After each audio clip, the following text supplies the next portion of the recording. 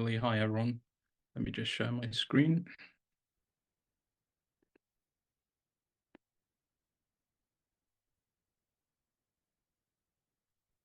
Can everyone see that in full screen, Kimberly? Yep, looks great. Great, thank you. So just taking a quick few minutes to reintroduce ORCID or to introduce it to those who are not familiar with us before. So ORCID is the Open Researcher and Contributor ID. We're an independent nonprofit member organization and an open infrastructure provider. Been around since 2012, and we're sustained by the fees that our member organizations provide to us. Our vision and our mission are related to connecting researchers with their activities, their affiliations, and their research outputs. And we do that through providing a unique persistent identifier, the ORCID ID. As well as the ORCID ID, there is also an accompanying ORCID record, which can be thought of as a digital CV or profile, where a researcher can populate that with all of their affiliations, their funding, their peer review activity, all of their activities related to their research and innovation, and their actual research outputs, both published and unpublished. And the third service we offer is the ORCID APIs. These are application programming interfaces. These allow different systems to speak to and exchange data with the ORCID registry and the ORCID records, and actually transfer data back and forth between different systems and the ORCID record. So this is a quick example of an ORCID record from a researcher. You can see the various different fields there that the researcher can populate, and researchers own and control their ORCID record and their ORCID ID, and actually the visibility of the data items in their record. And they have full control over who actually has access to and uses that data whenever they interact with an ORCID-enabled system. With over 5,600 integrated systems actually transferring data back and forth with ORCID, ORCID is very much now a hub of research activity and facilitating all of that data transfer back and forth between different systems. So saving the researcher a lot of time and effort from having to key in that data into the systems that they interact with on a day-to-day basis. Typical systems examples are listed there on the left, and they're ranged throughout the research ecosystem. So all the way through from funder systems through to university and institutional systems that they may use, and through to publication systems that they may also come into contact with, such as OJS and OPS, which Eric is here to speak about today. A few words about ORCID Certified Service Provider program. This was relaunched in July of last year, and we have already certified 10 different systems under 4 original workflows that were defined for manuscript submission systems, research information systems, grant facility application management systems, repository systems, and we just very recently added a 5th workflow for discovery systems.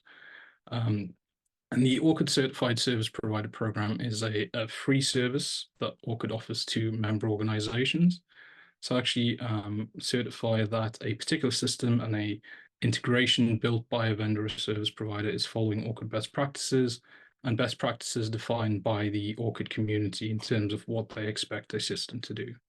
So the benefits to ORCID member organizations in selecting a certified service provider system are around the consistency of the user experience and functionality that they can expect from those systems, and also the support and guidance provided by the vendor or service provider around that ORCID-related functionality.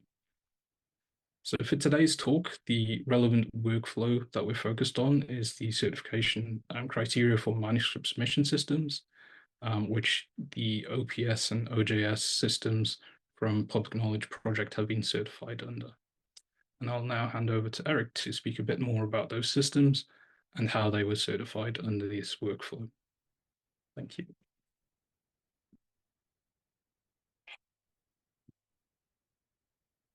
Thank you very much. I'd like to share my screen now.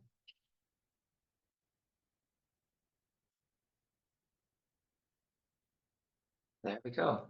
Hello, everyone. My name is Eric Hansen, and I'm with the Public Knowledge Project.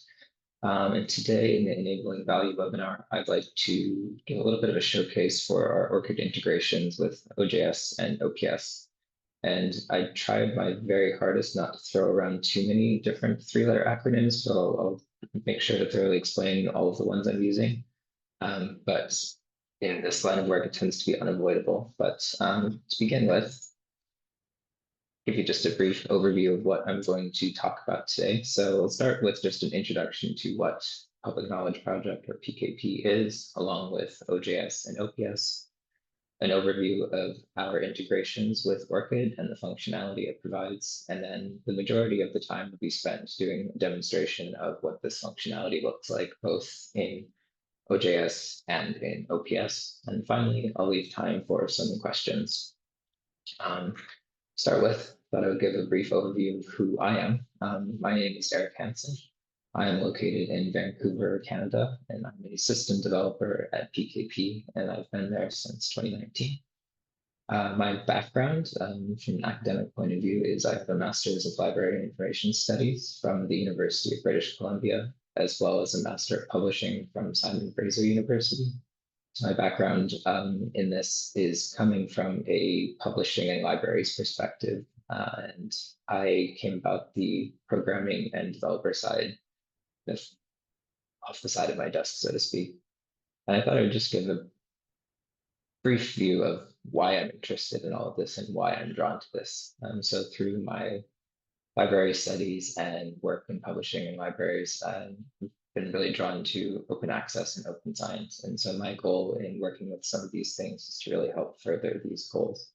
And a lot of that is making the content that is using open science practices and open access visible. So using things like ORCID to make sure that all of this content is discoverable.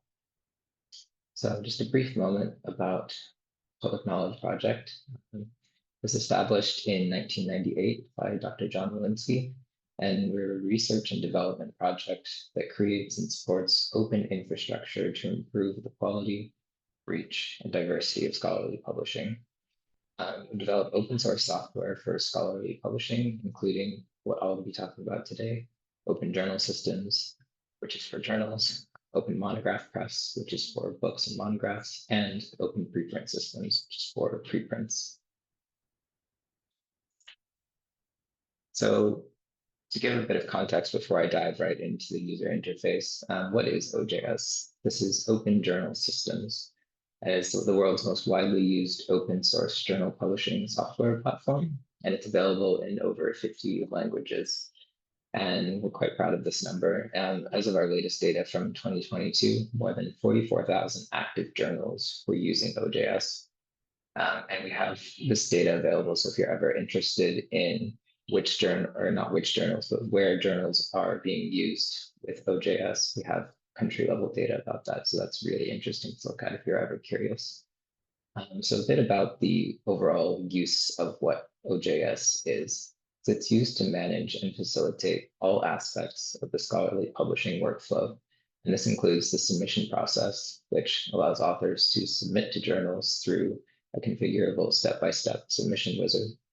The review process, which allows users to select peer reviewers, assign due dates, and send reminders to stay on schedule. The production process, which allows for all aspects of the editorial and production process to be tracked, such as things like substantive editing, copy editing, layout and galleries, etc. Also encompasses the publication process, which allows you to collect your articles, editorials, and reviews into issues and publish them online in a mobile-friendly website, as well as the area that we are particularly interested in today around distribution and discovery. So there are a number of tools that help drive the dissemination and discovery of your work through things like ORCID, but also Google Scholar, the Directory of Open Access Journals, Crossref, and things that use the OAI PMH metadata harvesting protocols and more. So that's what OJS is. OPS is fairly similar, but focused around preprints. So it's an open source preprint server software where researchers can upload things like data sets, revise papers before publications, as well as link preprints to the final published work. And some of the key use cases that are specific to OPS about this, aside from the general workflow that the public knowledge project softwares provide, is facilitating the posting of preprints. So you can invite scholars to share preprints and research data through an easy-to-use step-by-step submission wizard, much the same as OJS, but focused around the preprint workflow. It also facilitates updating of these preprints, so it allows researchers to post frequent updates as they accumulate data and work towards publication, and these can be versioned and attributed separately. And finally, it allows for the distribution of these preprints, which can help, much like in OJS, drive the dissemination and discovery of new research through things like ORCID IDs, but also Google Scholar, Crossref, as well as the metadata sharing protocols like OAI, PMH. So that's a brief overview of what both OJS and OPS are, and those are the ones we'll be looking at today. But let's take a quick look at what the actual functionality with ORCID in these systems are. So some of the key features are that they're integrated within the OJS and OPS editorial and production workflows. This allows us to authenticate users' ORCIDs as part of the publication process. And this manifests in a few different ways. It allows journal managers to send emails to authors or contributors requesting ORCID authentication upon submission or later on in the process. There's also an automated email-based protocol for authenticating ORCIDs when the submission enters a production stage. And I'll also give an overview when we actually get into OJS of what these different stages are and what that looks like from both an author's perspective as well as someone working on the editorial side of things. And finally, it can be used to display the ORCID status in author metadata. So this is what will appear on the individual article landing pages or on the preprint landing pages. And one final important distinction for our integration is the difference between the public and the member APIs. So it can be kind of divided into the public API allows for authenticating ORCIDs and displaying ORCID IDs in OJS and OPS. So this can be seen as going to ORCID and asking for information about ORCID IDs and ORCID records. The member API, on the other hand, allows you to push back information upstream to ORCID. This allows for pushing verified contributions and updates to ORCID. So what this means is it allows for synchronizing submission metadata to authorized records on or post-publication. And this will happen when either a submission is assigned to an already published issue, a new issue is published, an author grants permission to ORCID after the fact, so after an issue has already been published. And this will allow this publication information to appear on their ORCID record. This also, in OJS, includes peer review contribution metadata to authorized records on review completion. And we support both anonymized and open peer review. So next, what I would like to do is take a look at OJS, and we'll be diving into the actual software itself and looking at what this process looks like. So today, what I would like to do is show you a demonstration of the author workflow and the reviewer workflows in OJS, what these look like, and what the end results are.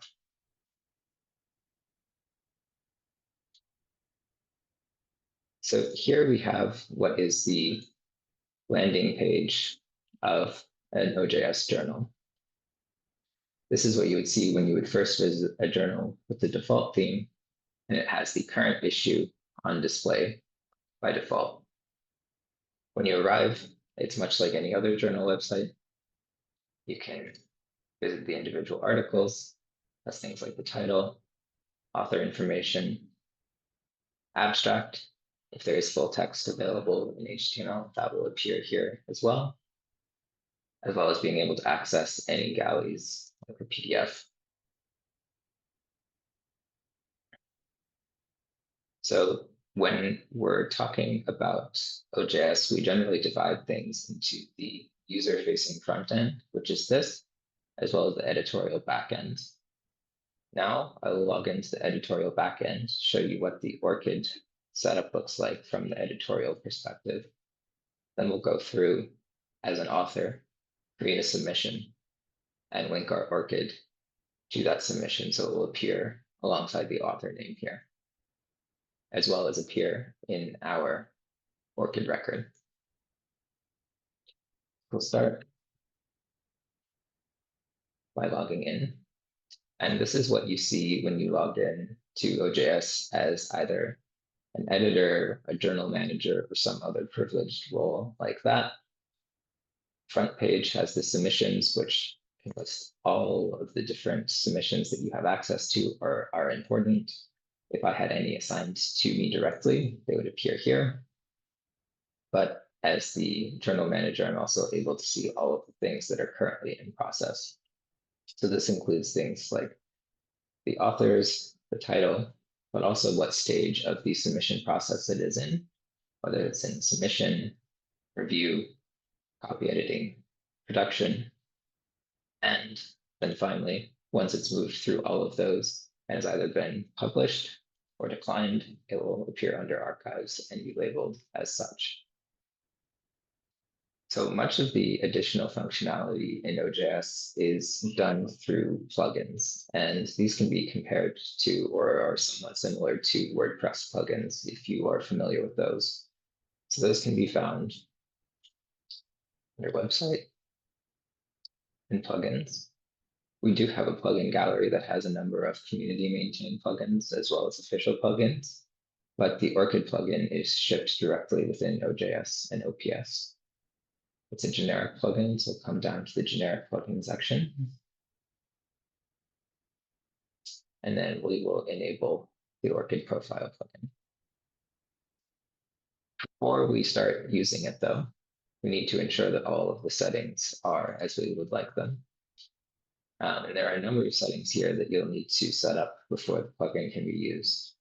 For the sake of this webinar, I have some of them preset, and so I'm not typing in long passwords on screen. But the main things here are which ORCID API you're going to use. So as I mentioned earlier, there's the two different variations. There's the public and the member APIs, as well as a sandbox version of each of those used for testing purposes. And today I'll be using the member sandbox API so I can demonstrate pushing updates and information to ORCID records. And I'm using the sandbox because this is fake data used for testing. We don't want to be publishing these to anyone's actual ORCID. The other two important things that have been pre-filled are the client ID and client secret.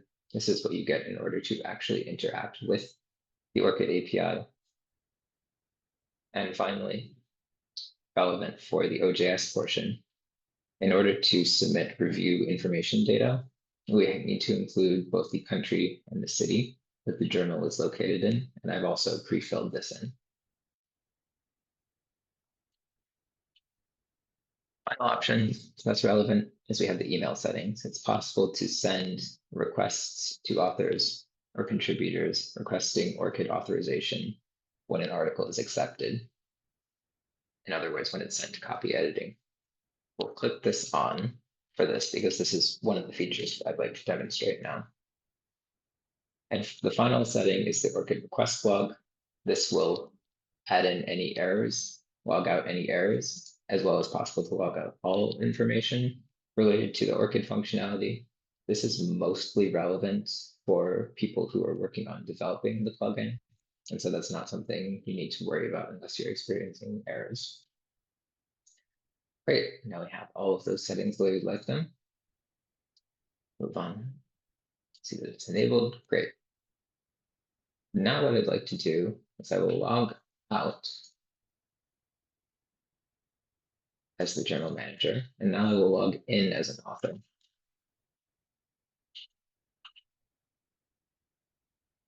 This is what you see when by default you log in as someone who does not have a role within the journal. So I'd like to also just give you a brief overview of what this submission process looks like from an author's perspective. So it's a multi-step process. I'm going to start by picking which language we're going to be submitting, which section we're going to be submitting to.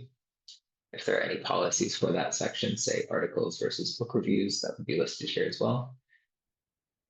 Number of things that you need to say that you've done with your submission. We won't worry about that too much since this isn't a real submission.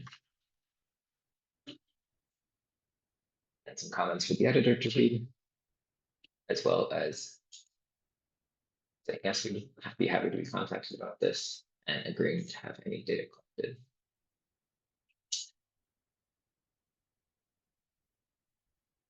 Next, we'll upload our article text. This will typically be a doc file, but for our purposes, we'll just upload anything.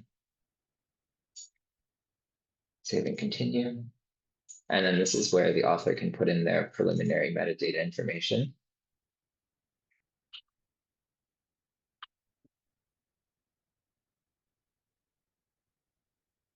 Let's look at OJS submission.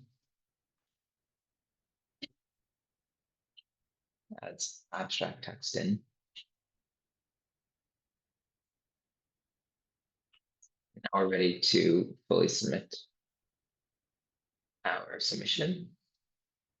And then our step as the author will be complete. We've sent our submission, and now it's up to the editorial board to review it and do whatever else they need to do, whether that's send it to review, decline, or fast track it. So we'll log out again and we'll log back in as a journal manager. And we'll go see that new submission that I just created as myself. So you see it here under all of the active submissions, and we see that it's in the submission state.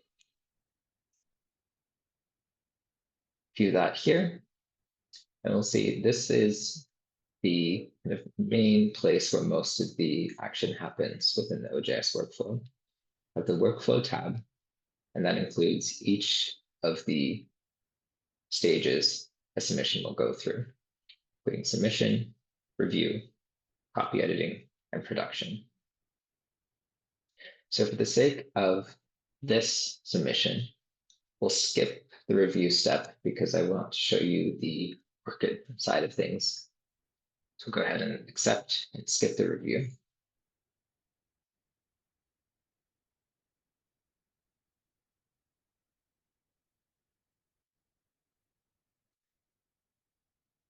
And now, because of that checkbox we checked in the ORCID settings, now that it's moved out of the review stage and into the copy editing stage, I should have gotten an email that will invite me to link my ORCID ID to this submission.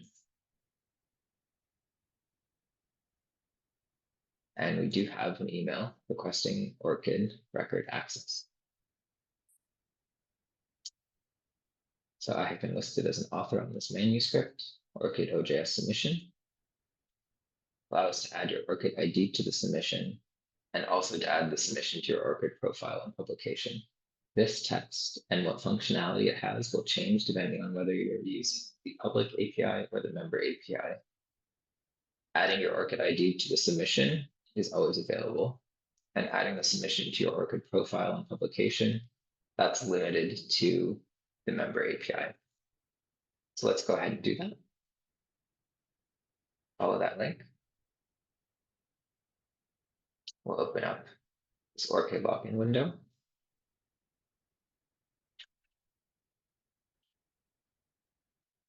And again, I'm using the ORCID sandbox, so these warnings and the email I'm using and things are particular to testing and demonstration purposes. I've entered that, I'll log in, and I'm redirected back to the OJS journal, which will have information about what happened with that process. And fortunately for us, everything seems to have worked out perfectly. Our ORCID ID has been verified and successfully associated with the submission. Links to my sandbox ORCID here. And it also includes a note that my submission will be added to my ORCID record during publication, which is great. That's exactly what we wanted to see.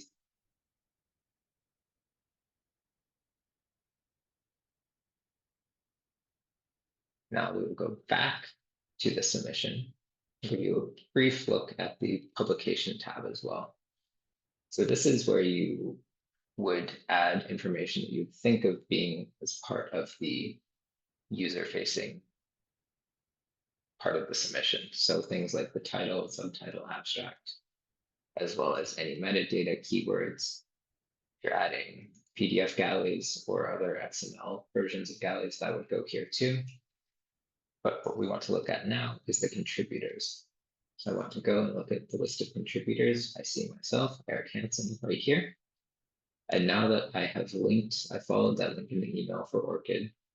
I logged into ORCID. I now go into the contributor profile, and I see that my ORCID has successfully been linked with the submission.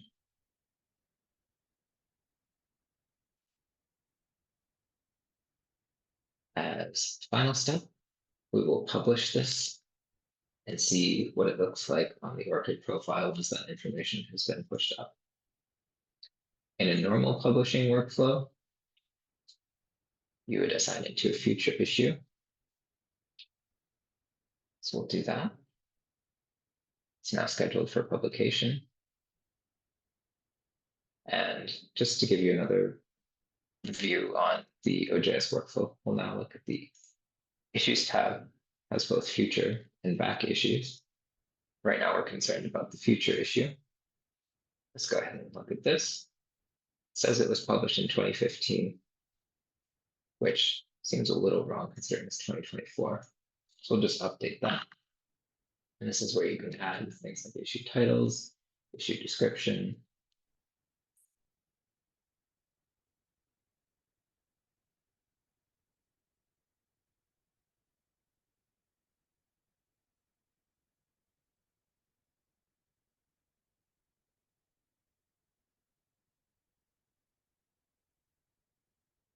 Copies having trouble seeing off the side of hidden behind my laptop. And then finally, we'll publish the issue.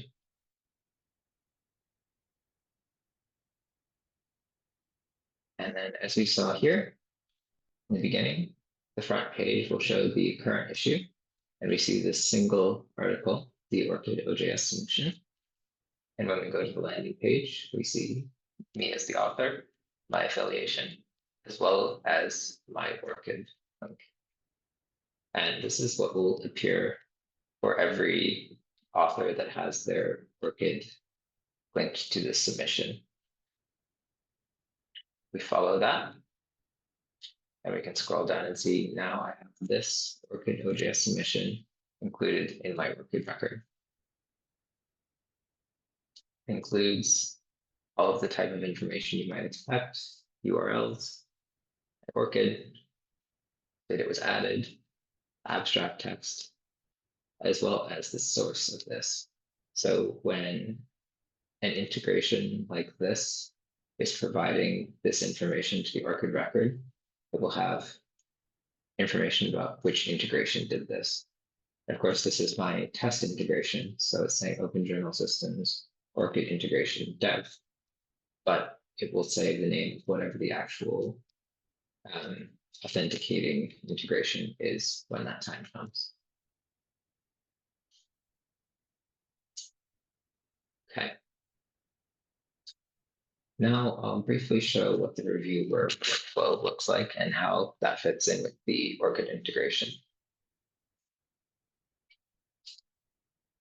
So we're going to jumpstart into a submission that's already in progress, a submission that has already been submitted. And rather than skip the review stage this time, we'll send it to the review stage. And we're glossing over a lot in terms of the OJS workflow, but the main idea is that we're moving through the different steps of the scholarly publishing workflow. And next, I'll add myself as a reviewer to demonstrate how reviewer credit appears in your ORCID profile through the member API integration.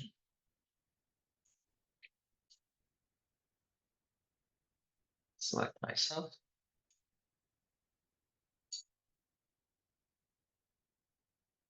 And now I will have gotten an email about that.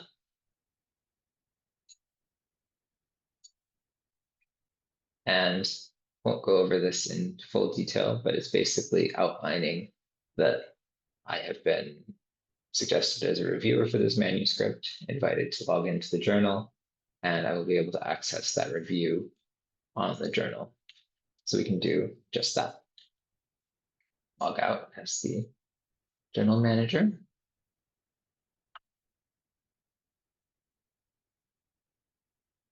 Back in as myself and see that I have a review assignment waiting. The process here is fairly straightforward. There's information about the article, any files associated with it, information about the schedule, and then I can choose to either decline the review request or continue. If there are any specific review guidelines the journal has set, those would appear here. And this is where the actual review contents would go.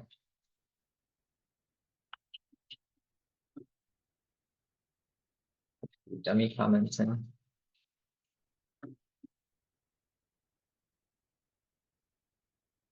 And for the sake of our purposes today, skip straight to saying we recommend accepting the submission.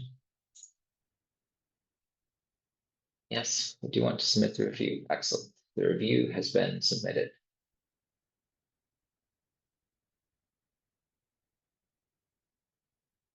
The different aspect of this that I'd like to demonstrate is in the previous example, we associated the ORCID with a submission. You can also, as a user, associate it with your user profile. So that's what we'll do in this instance. Go to edit. This is my personal user profile. And the ORCID section is under public. So what I would like to do now is connect my ORCID to my profile here rather than to a submission. And this means that for every submission or ORCID related action, so a review contribution or a authored submission, my ORCID will automatically be brought forward for everything that this user is associated with. And because we're already logged in, this should happen fairly quickly. Logged into ORCID, I should say. And just like that, because we were logged in, that's now there and ready to go. And that is all we had to do as the author. So now we can log out. And now I'm going to log in as an editor for the journal.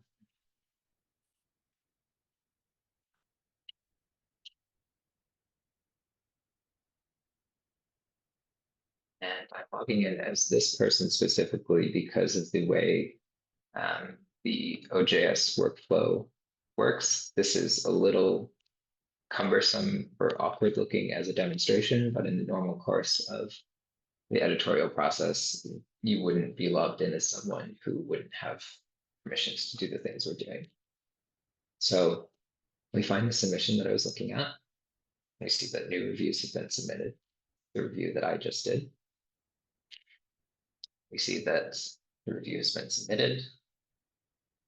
We can read it, see if there are any comments for the editor, and if there are any review files that have been marked up, such as Word documents with track changes, those can be there as well. Confirm that I've received this.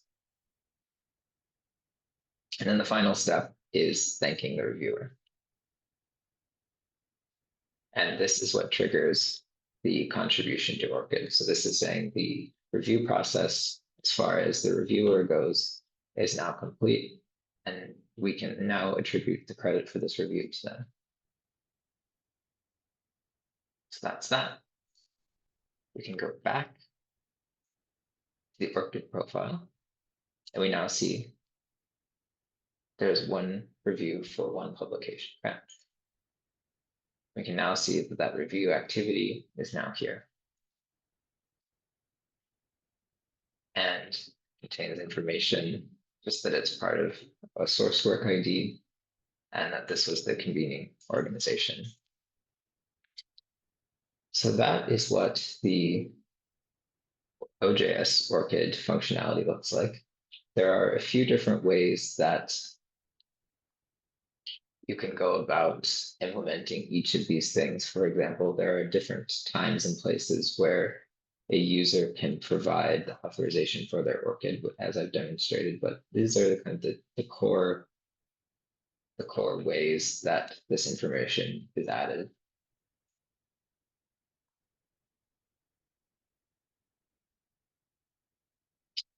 Next, I'll just show a brief look into what this looks like in OPS. It's not wildly different in OPS, but as the core function and idea behind it is different from OJS, it's about preprint servers. There are no review workflows, and things can be added directly. It does end up looking a little different, so I'll show a demonstration of what that looks like.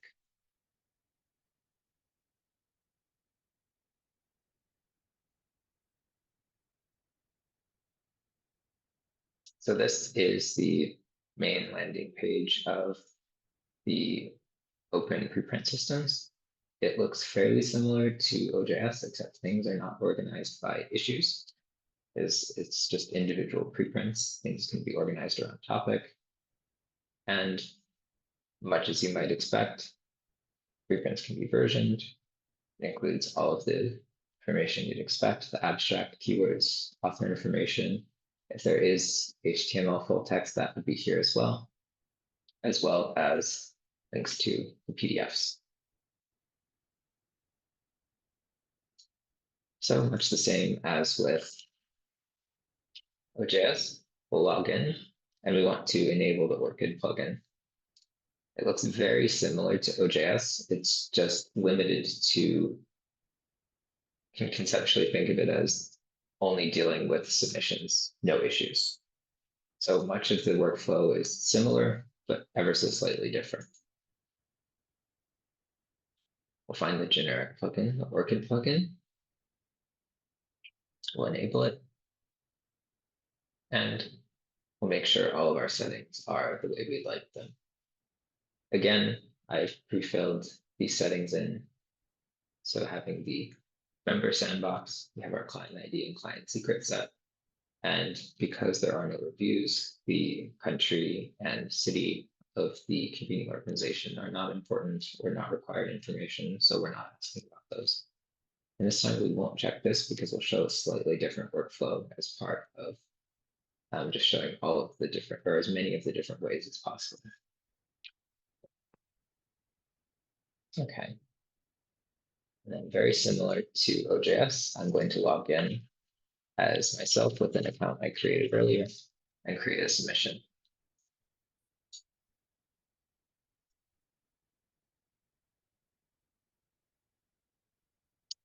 So it looks a little bit different in the submit a preprint, but most of the elements are there. Pick a category, send to the submission requirements.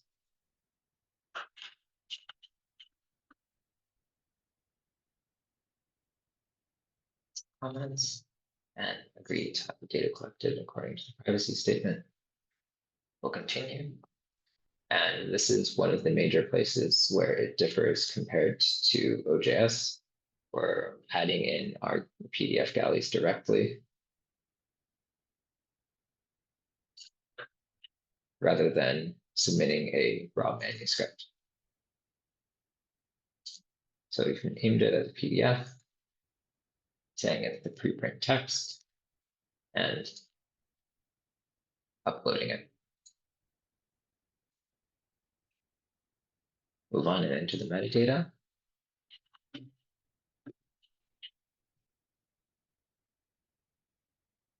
The OPS preprint. Some required abstract text.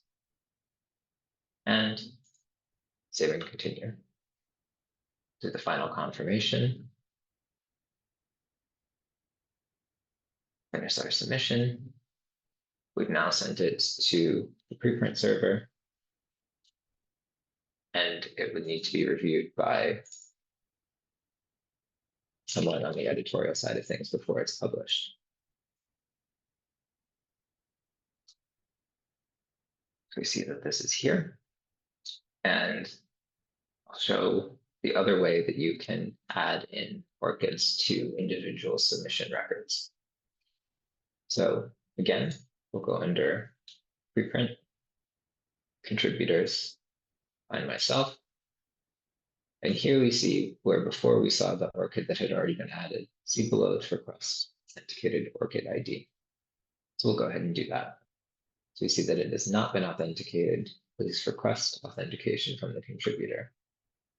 So we'll click send email, and this will trigger an email to be sent to the author, me, to authenticate my ORCID, and then we can come back and see that it's been added, similar as before. Should something happen where you need to then remove an authenticated ORCID, once you can see that there is one here, you can click this delete ORCID ID and access token box, and that will remove it from the system as well. It's worth noting that this can only do things in OJS and OPS. If you delete the ORCID ID and you have already pushed updates to your ORCID record, those will not also be removed. This is just deleting it from the OJS and OPS system. Go ahead and do that.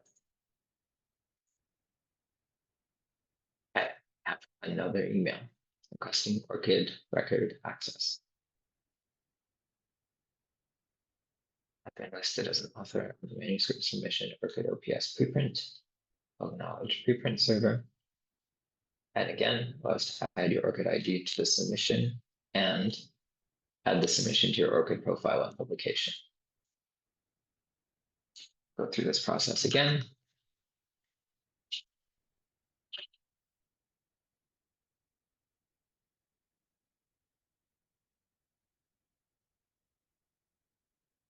And we'll see, much like before, that it has been successfully authorized, including a link over to my ORCID record, information saying it's been verified and successfully associated with the submission, and the submission will be added to your ORCID record during publication.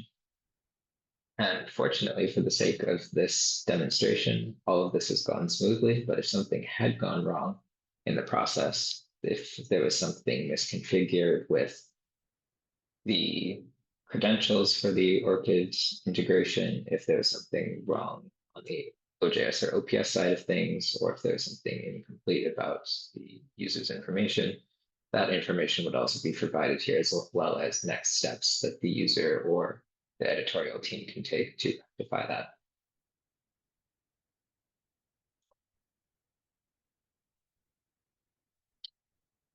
Great. And now we can come back to editorial workflow.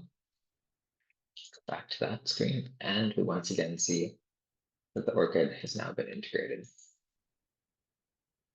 Go ahead and post this preprint.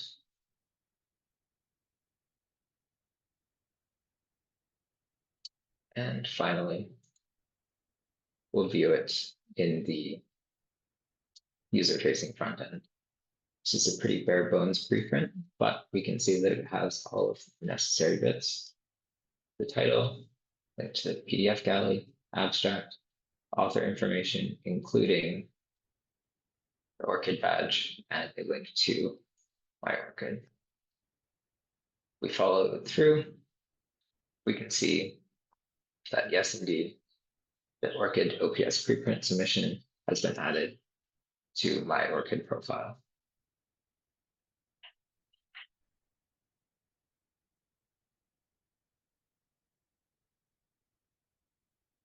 And that concludes the demonstration I wanted to provide for you all today. I'm happy to take any questions about this, the ORCID integration with OJS and OPS, or any questions about PKP or any of our work in general. Awesome. Well, thanks for the demonstration, Eric. It was very helpful, and I'm sure everyone on the call learned a lot about OJS and OPS. We do have a few questions, but definitely time for a few more. So if anyone has a question, we invite you to submit it to the Q&A. Our first question is, Eric, where can people find support materials for using the ORCID plugin for OJS and OPS? The best place for that would be our documentation site. I can include a link. I'm not sure where the best place. I guess I can type my answer. Is that a Q&A question? I could type in an answer. That one came in during registration. So if you just want to send it to me, I can include it in the follow-up materials. Yeah, that has exhaustive information about the editorial workflow, what it's like to go through these processes when you're using them as a journal manager, an editor, an author. It also includes technical information and guides on using things like the ORCID integration, the Crossref integration, any other using the OAI PMH protocols. So anything around discovery, we have guides around how to do that. So I can provide a link to you for that. Yeah. Awesome. So then I will include that link in our follow-up materials everyone will receive after the session is over. Our next question is, if an ORCID ID is added to the submission, will that author need to add their ORCID ID every time they submit? Or will the system save their ORCID ID for future submissions? That's a good question. So it depends on how the ORCID ID is authorized. So if it is done through the submission process, whether it's automatically sent as part of the submission moving through the editorial workflow, or if an editor manually goes to the submission, clicks on the author and requests it, it will be on a per submission basis. However, if you as the author log into your account, link it to your user profile, it will be present for everything you do in the system. So in the example of the review workflow I demonstrated, any time after that, I made a submission or made a review contribution, it would already be there. So it's the difference between linking it to an individual submission or to the user profile that is making the submission. Thank you. Very helpful. Our next question came from registration, and also during the presentation there was a mention that there may be a difference on what you see based on whether you're using the public API or the member API from ORCID. Can you remind us what those differences are, Eric? What the differences are you would see? Yeah, absolutely. So the main difference is in terms of the text that's displayed as part of the process, it would just be outlining that additional information would be pushed to the ORCID record for the member API. But the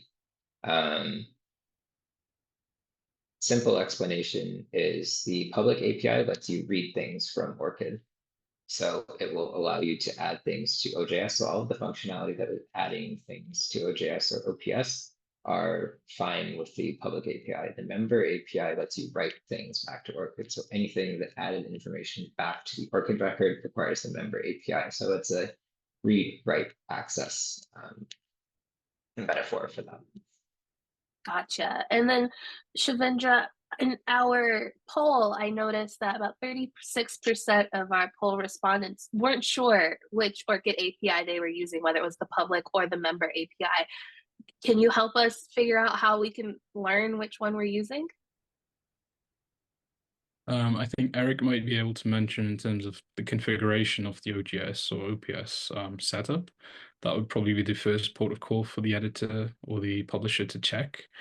But certainly they can always get in touch with ORCID and we can confirm as well their member details and which API they're using. Yeah. Great. Our next question, Eric, is, does every journal have its own API key, or can journals share a key when they have the same publisher? I am maybe not the best person to answer this because I don't know for sure. I know that from a technical point of view, that is certainly possible, and it's quite common in practice for each OJS or OPS installation can have more than one journal on the installation. And it's quite common to have, we've seen that as the publisher, have one set of ORCID credentials that are then shared with all of those journals on the installation. In fact, that's the setup I had where it was hard-coded in so that individual journals couldn't change it. It was just already set. I was using that so I didn't have to type in passwords, long passwords on the webinar, but it also functions the same as the kind of publisher level can set it for all of the journals underneath it. So it's certainly possible. I'm just not sure about how that would work in practice and if there are any, not requirements, but what is allowed and not allowed. I'm not quite sure about that. Yeah, so it would depend on who is the ORCID member organization. Typically, it's the publisher, and typically publishers who are ORCID members have multiple journals set up, even if they're using the same submission platform like OJS or multiple different submission platforms. They can also specify the different URI link for each individual journal landing page as well when they set that up and configure it with ORCID. Thanks for that additional context, Shiv. Our next question is it possible to push the record in ORCID to a reviewer after the review because the reviewer did not validate your ORCID initially? So is there a way to go back and do that later? I think that might not currently be possible, although that sounds like that would be a very good loophole to fill because that is not a very commonly used feature. Of course, we rely on a lot of community feedback in order to determine where our areas of deficiency are, to put it bluntly. But the way that works is when you hit thank reviewer, that's when it gets triggered off to be sent to ORCID. And if you've already done that, you can't do it again. So that sounds like that's an area where it would be good to look at and shore up any issues where that might be. So no, that's not currently possible, but with the normal submission process, that can be done at any time. So that is not affected by that. Great. Well, great question. Maybe we'll see some updates Just in the future. related to that, Eric, could you maybe also let people know in the follow-up the best way for them to submit feature requests to PKP for OJS and OPS development? Absolutely. Yeah. Right. Thank you. Good idea. So our next question, we've had a couple of questions related to plugin compatibilities and to the different versions of OJS. One specifically was asking about version 3.3, and this one is asking about 3.4. Just wondering, are these plugins compatible with OJS 3.3 and 3.4? And I think they specifically mean the ORCID plugin. Yeah, absolutely. So I was demonstrating on 3.3 because that is our long-term support version. And that's just what I've been using for doing public demonstrations like this, but they're absolutely compatible with OJS and OPS 3.4, and moving forward with 3.5, they're going to be removed as plugins and integrated as core systems within the software.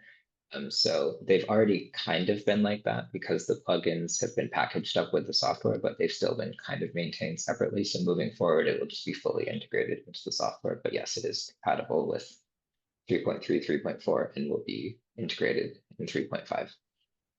It's great to know. We've got a couple questions here in our last few minutes. So our next one is, how can we link a journal on OJS to ORCID for the authors?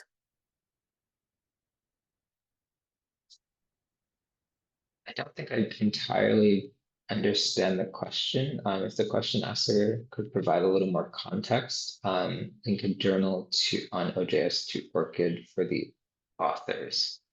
If you're asking whether links back to the journal are present in the ORCID record when they're added, yes, it links to the individual article landing page.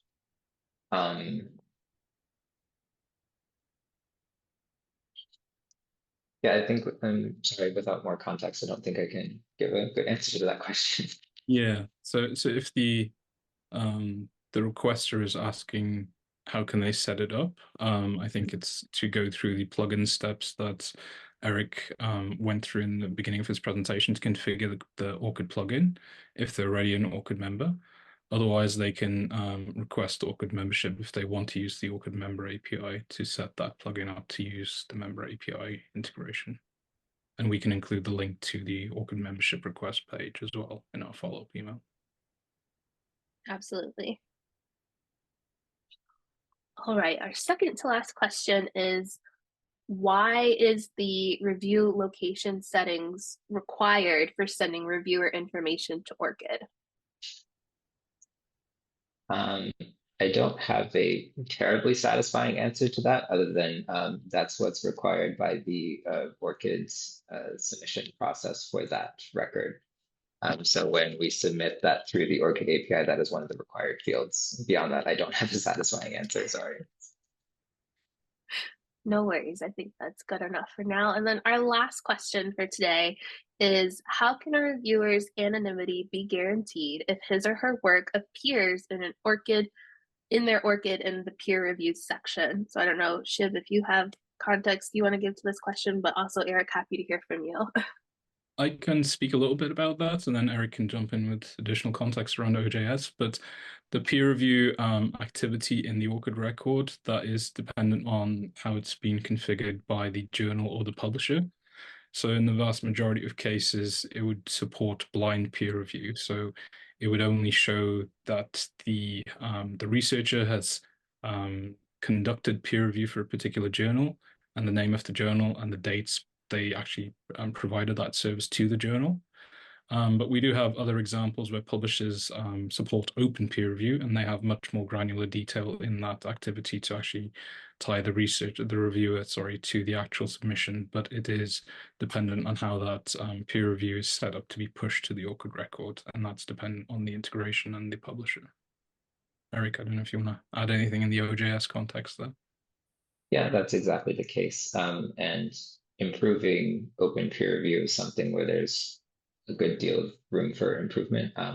It is technically supported, but I don't know if that is well maintained, and I don't know if anyone who's actively trying to use it as open review is a very well fully fleshed out aspect of the OJS workflow. But that's something that at least I'm very interested in seeing more done on in the future. But it follows that same trajectory for both anonymized and open peer review.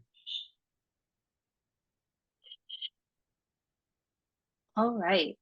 Well, that's all we have time for today, and I'm happy we were able to get to all of our questions. I see here we've got contact information for PKP, so if you have any questions specific to OJS or OPS, please feel free to reach out to them there. Also feel free to reach out to us at ORCID at meetings@orcid.org, and I'm happy to put you in contact with whoever can help.